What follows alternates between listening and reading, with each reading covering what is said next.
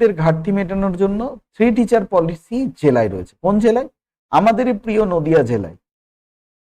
তো সত্যি নিয়োগ নয়, 3 টিচার পলিসিতেই এখন বর্তমানে সন্তুষ্ট থাকতে হচ্ছে আমাদের নদিয়ার গ্রাম বাংলার ছেলে মেয়েদের জন্য। অর্থাৎ যে সমস্ত গ্রাম বাংলায়, বিশেষ করে আমাদের নদিয়ায় কিন্তু রিক্রুটমেন্ট হয়নি, লাস্ট যে রিক্রুটমেন্ট ছিল সেখানে কিন্তু রিক্রুটমেন্ট হয়নি, এবং তা সত্ত্বেও কিন্তু দেখা যাচ্ছে যে গ্রামের স্কুলগুলো একদম শিক্ষকবিহীনভাবে পড়ে রয়েছে বলতে গেলে।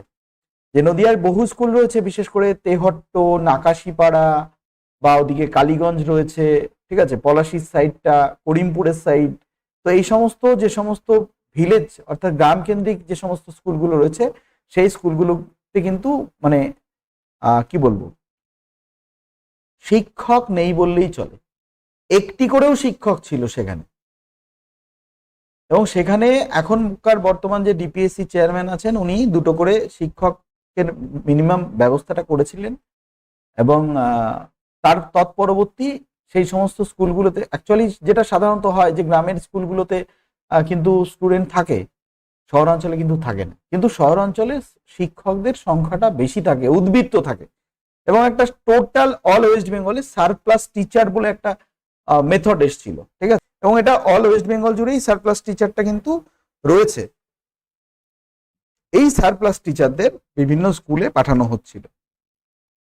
তো আমাদের নদিয়ায় প্রায় 700+ রয়েছে এই সারপ্লাস টিচার, এবং প্রায় 350-টির ওপরে স্কুল রয়েছে যে সমস্ত স্কুলগুলোতে শিক্ষক উদ্বৃত্ত, ছাত্র নয়, বিশেষ করে শহরাঞ্চলে। কারণ আমরা জানি শহরাঞ্চলে অধিকাংশ ছেলে মেয়েই বেসরকারি বিদ্যালয়ে পড়তে যায়।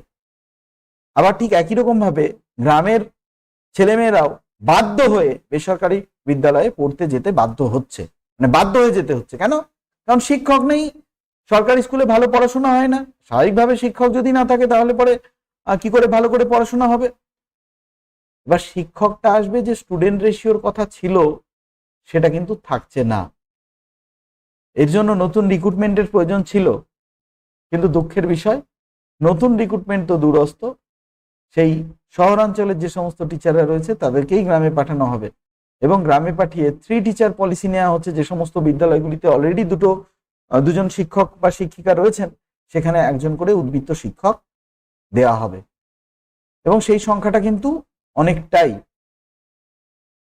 তো বিষয়টি হচ্ছে, তাহলে রিক্রুটমেন্টটা কোথায় গেল? রিক্রুটমেন্টের কি কোনো প্রয়োজন নেই? এত ছেলে মেয়ে যারা বসে আছে রাস্তায় আন্দোলন করছে, তাদের কি হবে? তাহলে তাদের কি এখন এই 3 টিচার পলিসিতেই সন্তুষ্ট থাকতে হবে?